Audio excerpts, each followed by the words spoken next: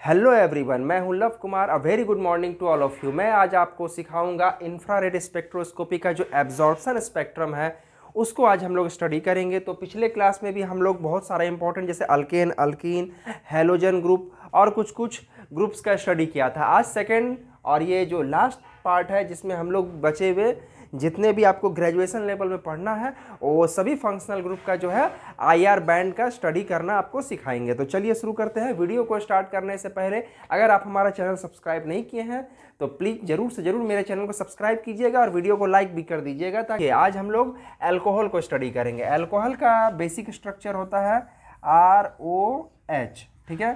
तो इसका एग्जाम्पल हम लोग ले सकते हैं जैसे C2H5OH। इसको अगर हम डिटेल में अगर इसका स्ट्रक्चर ड्रॉ करते हैं तो ये कुछ इस तरह आएगा हमारे पास COH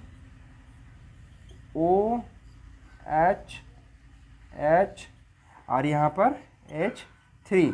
तो हम देख रहे हैं कि जैसा हम जानते हैं कि इंफ्रारेड स्पेक्ट्रोस्कोपी में वाइब्रेशनल स्पेक्ट मतलब मेनली हम लोग वाइब्रेशन का स्टडी करते हैं।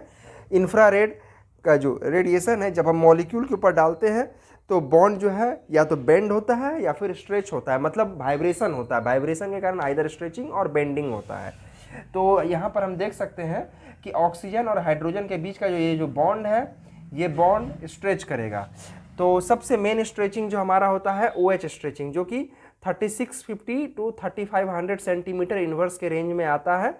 और इसके अलावा अगर ये जो OH बॉन्ड है अगर हाइड्रोजन बॉन्डेड रहेगा तो वो 3500 टू 3200 सेंटीमीटर इनवर्स के रेंज में आएगा, ठीक है।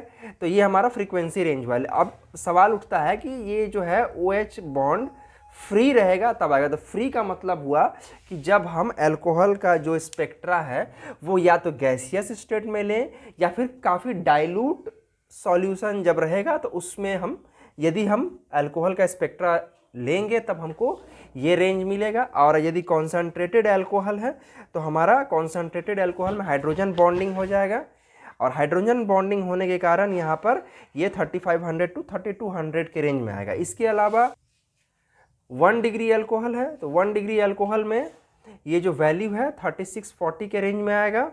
उसका 2 डिग्री अल्कोहल में ये वैल्यू 3630 सेंटीमीटर इन्वर्स रहेगा और 3 डिग्री अल्कोहल में 3620 सेंटीमीटर इन्वर्स आएगा। मतलब ये वैल्यू थोड़ा थोड़ा डिक्रीज करता जाएगा। इसके अलावा ये OH स्ट्रेचिंग के अलावा कार्बन एंड ऑक्सीजन के बीच में ये जो सिंगल बॉन्ड है इसका स्ट्रेचिंग या बेंडिंग वाइब्रेशन हमको मिल सकता है, ठीक है। तो मेनली हम फोकस करेंगे यहाँ पर इस लेवल में BSc के लेवल में स्ट्रेचिंग वाइब्रेशन में। तो जो CO बॉन्ड है हमारा 1 डिग्री अल्कोहल के लिए 1050 सेंटीमीटर इन्वर्स रहेगा, 2 डिग्री अल्कोहल में 1125 सेंटीमीटर इन्वर्स रहेगा और 3 डिग्री अल्कोहल में ये 1200 सेंटीमीटर इन्वर्स रहेगा। तो इसके बाद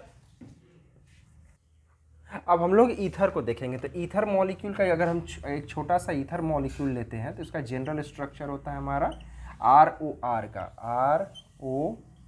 ROR-। तो ये अगर हम ले सकते हैं मान लीजिए मिथाइल इथाइल ईथर, ठीक है। तो ये हमारा हो गया C2H5 इधर CH3O C2H5। तो इस तरह के मॉलिक्यूल में हमको क्या क्या स्ट्रेचिंग मिल सकता है। सबसे इम्पोर्टेंट हो गया इसमें हमारा ये जो कार्बन ऑक्सीजन का जो बॉन्ड है COC जो बॉन्ड यहाँ पर है ये सबसे इम्पोर्टेंट बॉन्ड है। तो हम यहाँ देख रहे हैं कि जो OCH3 का जो बैंड है वो अप्रॉक्सीमेटली 1190 सेंटीमीटर इन्वर्स के रेंज में हमको मिलता है।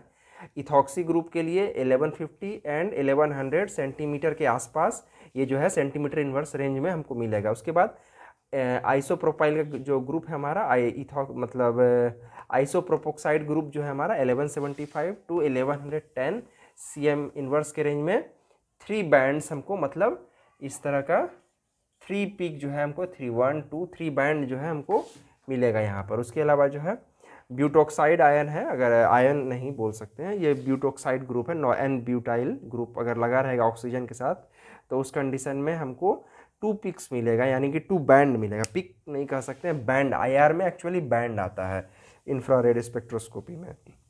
That is at 1150 and 1075 centimetre inverse. Then after tertiary butyl का जो हमारा ग्रुप यदि ऑक्सीजन के साथ अटैच्ड रहेगा उस कंडीशन में हमको अप्रॉक्सीमेटली 1200 के आसपास, 1050 के आसपास एंड 920 to 820 एंड अप्रॉक्सीमेटली 770, यानी 1 2 3 4 बैंड्स हमको मिलेंगे इस रेंज के आसपास, यानी कि 1200 से हो सकता है थोड़ा सा आगे पीछे भी हो। ये कंडीशन चारों में अप्लाई होते हैं, ये चारों बैंड पर ये कंडीशन अप्लाई होंगे।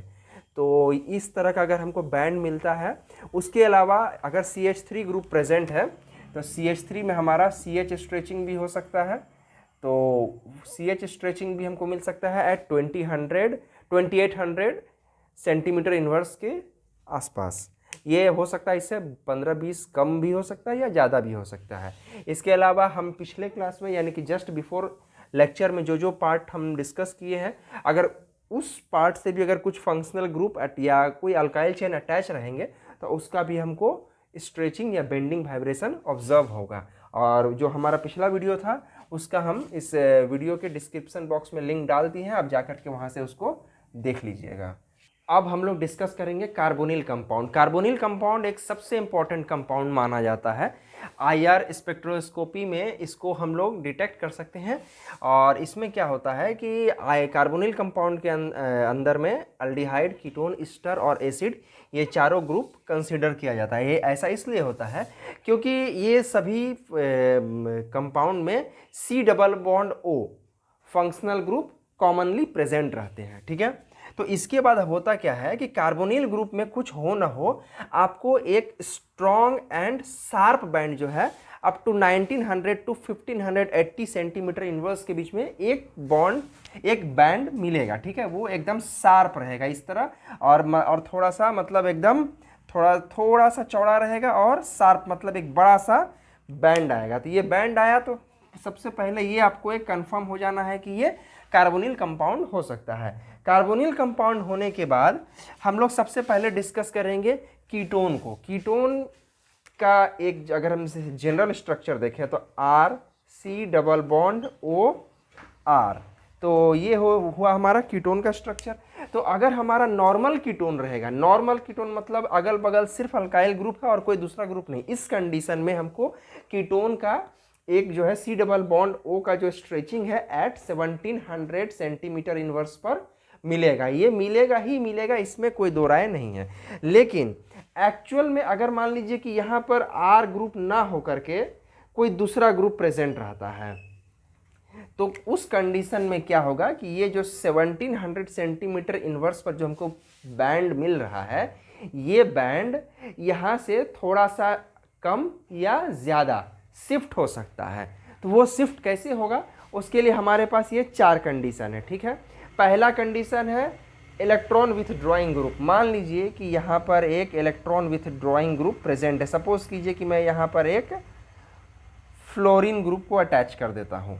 तो फ्लोरीन ग्रुप जो है हमारा इलेक्ट्रॉन विथड्रॉइंग ग्रुप है। तो ये क्या करेगा कि इलेक्ट्रॉन डेंसिटी को अपनी ओर थोड़ा सा विड्रॉ करने की कोशिश करेगा। तो इस कंडीशन में क्या होता है कि यहाँ पर जो है मान लीजिए कि ये इलेक्ट्रॉन को अपनी ओर खींच रहा है, ये इलेक्ट्रॉन को अपनी ओर खींचेगा, तो ये वाला जो बॉन्ड है इसका भी इलेक्ट्रॉन थोड़ा थोड़ा इस तरफ पुल अप होगा, ठीक है। फ्लोरीन जो है इस इलेक्ट्रॉन को अपनी ओर खींचेगा।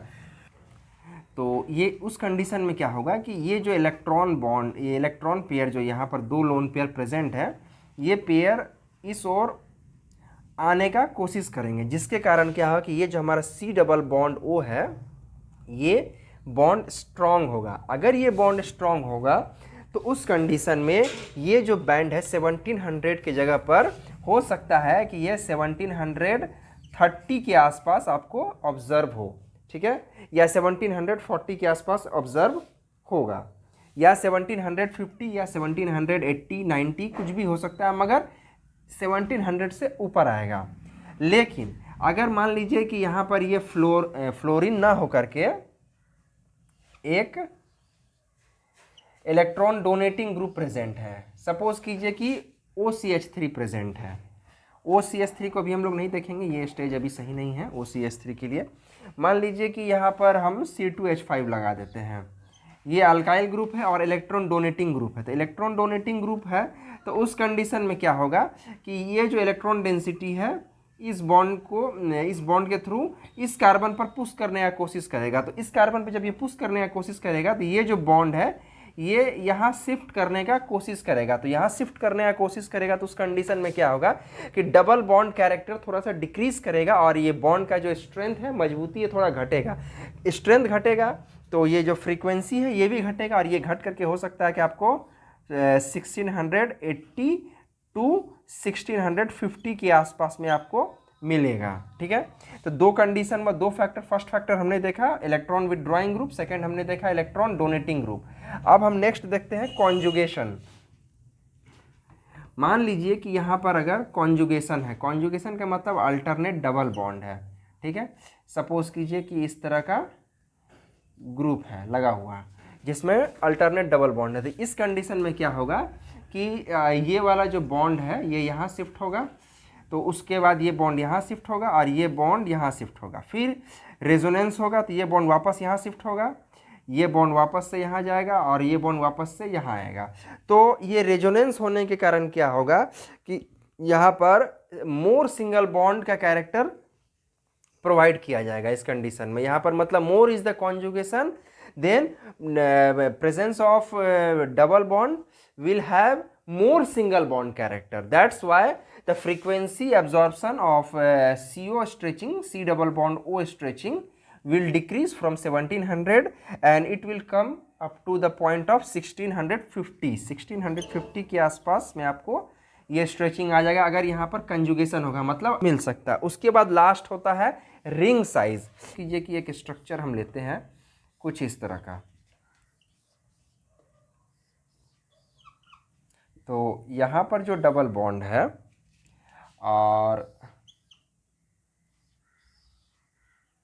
यहाँ पर जो डबल बॉन्ड है, तो ये दोनों में अंतर ये होगा कि ये जो साइक्लोहेक्सेन है, साइक्लोहेक्सेनोन में ये जो है 1710 के आसपास आ रहा है और ये जो आएगा आपको 1750 के आसपास आएगा। इसका कारण ये होता है कि जैसे जैसे रिंग का साइज छोटा होता जा रही है, 6 कार्बन का साइक्लिक चेन है, ये 5 कार्बन का साइक्लिक चेन है, तो यहाँ पर क्या हो रहा है कि 1710 सेंटीमीटर इन्वर्स पर हमको CO स्ट्रेचिंग आ रहा है, मगर इस कंडीशन में 1750 सेंटीमीटर इन्वर्स पर हमको C डबल बॉन्ड O का स्ट्रेचिंग आएगा। और अगर मान लीजिए कि साइक्लिक कंपाउंड में भी हमको कॉन्जुगेशन मिल सकता है, तो ये भी अगर यहाँ भी कॉन्जुगेशन रहेगा तो ये हमको 1650 पर आ जाएगा। अभी भी जैसे हमने बताया ये बॉन्ड यहाँ शिफ्ट होगा, ये बॉन्ड यहाँ शिफ्ट होगा, तो double bond with more single bond character provide किया जाएगा इस कंडीशन में, यहाँ पर प्रोवाइड होगा, जिसकी वजह से फ्रीक्वेंसी ऑफ स्ट्रेचिंग घट जाता है। यानी कि अगर इलेक्ट्रॉन विथड्रॉइंग ग्रुप प्रेजेंट है फ्रीक्वेंसी इंक्रीज करेगा, इलेक्ट्रॉन डोनेटिंग ग्रुप है फ्रीक्वेंसी डिक्रीज करेगा। ये जो हमको बैंड का जो फ्रीक्वेंसी, जिस बैंड पर ये फ्रीक्वेंसी मिल रहा है, उसके अलावा कॉन्जुगेशन रहेगा तो भी फ्रीक्वेंसी डिक्रीज करेगा।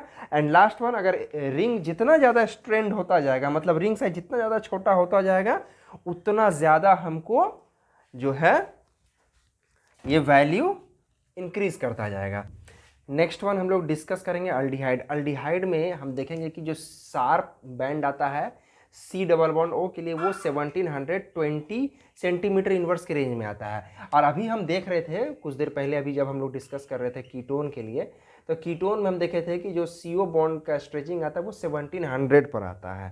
तो आप देखिएगा कि जो हमारा कीटोन का स्ट्रक्चर होता है वो C डबल बॉन्ड OR होता है। तो यहाँ पर क्या होता है कि ये हमारा इलेक्ट्रॉन डोनेटिंग ग्रुप है, और हम जैसा कि जानते हैं इलेक्ट्रॉन डोनेटिंग ग्रुप प्रेजेंट रहने से फ्रीक्वेंसी स्ट्रेचिंग जो होता है, स्ट्रेचिंग फ्रीक्वेंसी CO का डिक्रीज करता है। और अल्डिहाइड के केस में ये जो CO स्ट्रेचिंग फ्रीक्वेंसी है हमें 720 सेंटीमीटर इन्वर्स पर मिलता है, यानी कि इससे लगभग 20 सेंटीमीटर इन्वर्स फ्रीक्वेंसी ज़्यादा एब्जॉर्व करता है। इसका रीज़न क्या होता है कि अल्डिहाइड में यहाँ पर एक ही सिर्फ इलेक्ट्रॉन डोनेटिंग ग्रुप प्रेजेंट है और एक तरफ जो हाइड्रोजन है वो इतना ज़्यादा मतलब हाई इलेक्ट्रॉन डोनेटिंग ग्रुप नहीं है, जिसकी वजह से इसका जो फ्रीक्वेंसी स्ट्रेचिंग फ्रीक्वेंसी है वो थोड़ा सा इंक्रीज कर जाता है। इसके अलावा हमको यहाँ पर जो है एक जो है CH का स्ट्रेचिंग मिलता है। ये जो कार्बन और हाइड्रोजन का जो स्ट्रेचिंग है वो हमको एट अप्रोक्स 2740 टू 2850 के सेंटीमीटर इन्वर्स रेंज में आता है। एंड इसके अलावा यहाँ पर जो है हमको मिथाइल का जो स्ट्रेचिंग है वो मिल सकता है, जो CH3 का स्ट्रेचिंग अगर प्रेजेंट रहेगा तो, और या फिर इसके अलावा और भी जो ग्रुप इसमें प्रेजेंट रहेंगे उसका हमको जो है यहाँ पर स्ट्रेचिंग मिलेगा। तो अगर हम एरोमेटिक अल्डिहाइड की बात करते हैं तो यहाँ पर जो है हमको जैसे बेंजाल्डिहाइड का एक एग्जांपल है, इसमें जो CO स्ट्रेचिंग आएगा हमको 1698 सेंटीमीटर इनवर्स आएगा। ऐसा इसलिए होता है क्योंकि ये जो डबल बॉन्ड है ये यहाँ पर कॉन्जुगेट कर सकता है, और ये जब कॉन्जुगेट करेगा यहाँ पर तब जाकर के हमको क्या होता है कि ये जो स्ट्रेंथ है यहाँ पर C डबल बॉन्ड O का वो थोड़ा सा डिक्रीज कर जाता है। इसके कारण जो हमारा शार्प बैंड आता है at 70-20 centimetre inverse for aldehyde group, वो यहाँ पर थोड़ा सा डिक्रीज करता है।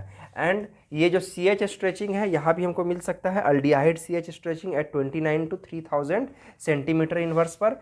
एंड उसके अलावा ये जितने भी हमारे एरोमेटिक CH हैं, ये वाला या फिर ये सभी के लिए हमको एक स्ट्रेचिंग मिलेगा यहाँ पर एट 3080 सेंटीमीटर इनवर्स के रेंज में।